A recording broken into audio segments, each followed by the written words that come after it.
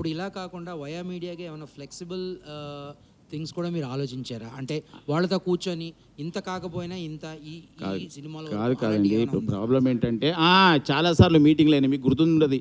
అప్పుడెప్పుడు 21st నుంచి మేము థియేటర్లు బంద్ చేస్తామంటే పవన్ కళ్యాణ్ గారి సినిమాని టార్గెట్ చేశారా? వీరమల్ అప్పుడు గుర్తుందా? ఇలా కథ ఎప్పుడు ఏ సినిమాకు ఓ సినిమాకి టార్గెట్ అంటూనే ఉంటారు. ఇది ఎప్పుడు పరిష్కారం అవుతుంది చెప్పండి? అవును. తర్వాత చాంబర్ ఎవరు రెస్పాండ్ కాలేదు కదా. అదే అన్ని ఓపిక పట్టిన తర్వాతనే ఇప్పుడు తెలంగాణ ఎగ్జిబిటర్స్ తట్టుకోలేక అనే దానికి ఇంకోటి కూడా చెప్తున్నా. చాలామంది ఇప్పుడు సిటీలో ఇప్పుడు మీరు చెప్తూ చూసినా సౌండ్లు బాగలేవు, ఇవి లేవు, బాగలేవు అని. అవన్నీ ఎందుకోసం జరిగినాయి? వాళ్ళు మూత క్లోజ్ చేయడానికి రెడీ ఉన్నారు. వాళ్ళు పర్సంటేజ్ విధానం రాలేదనుకోండి, మేము మూసేస్తామంటున్నారు. పర్సంటేజ్ విధానం వచ్చింది, మేము రెన్యువేషన్ చేస్తాం. చాలామందికి నేను పొద్దున్న చేస్తే ఫోన్ కొడతాను, ఏమంటే ఆ థియేటర్ బాగా చేయండి, అది చేయండి సార్. మీరు పర్సంటేజ్ సిస్టమ్ వస్తే నా థియేటర్ నడుస్తుంది, లేకపోతే నేను థియేటర్ బంద్ చేస్తున్నా. ఏం చేయమంటారు చెప్పండి? థియేటర్లు బంద్ చేపిద్దామా? 100%. మేము ఇంకోటి మీకు చెప్పడం మర్చిపోయాం.